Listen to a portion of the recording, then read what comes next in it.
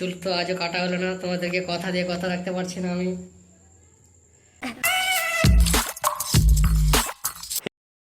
Hey guys, welcome back to my another vlog. তো কালকে তোমাদের বলেছিলাম ওই চুল কাটতে যাবো, কিন্তু যাওয়া হয়নি। তো আজকে এখন বাজার করতে যাবো, তোমাদেরকেও দেখাবো। বাজার করে এসে তারপরে যাব আমি চুল কাটতে। আজকে চুল কাটবো, আজকে কিছু করার নেই, আজকে চুল কাটবোই।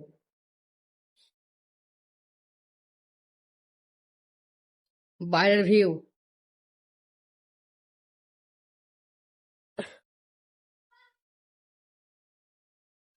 আকাশটা অনেক ভালো হয়ে আছে আজকে।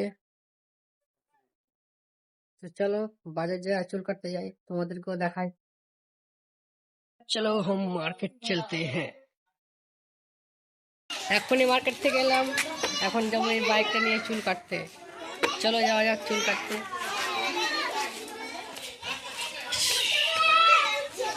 চুল কাটতে যাবো, চলো।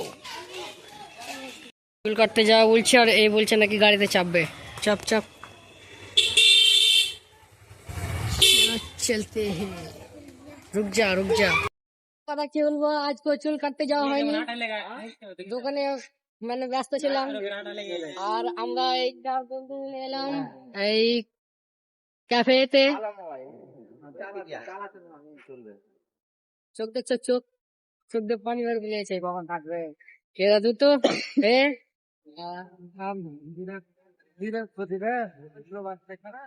এই ক্যাফেতে।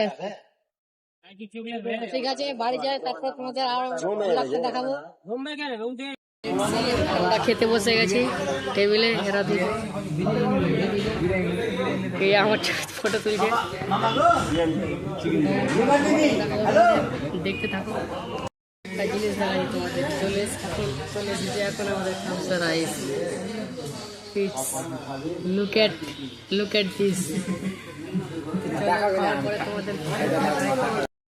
এখন আমরা রেস্টুরেন্ট থেকে বাইরে চলে এসেছি, পেট পূজা হয়ে গেল।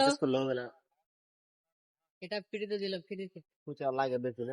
এখন ডিসাইড করছে, এই ফোন পে পয়সা মারলো,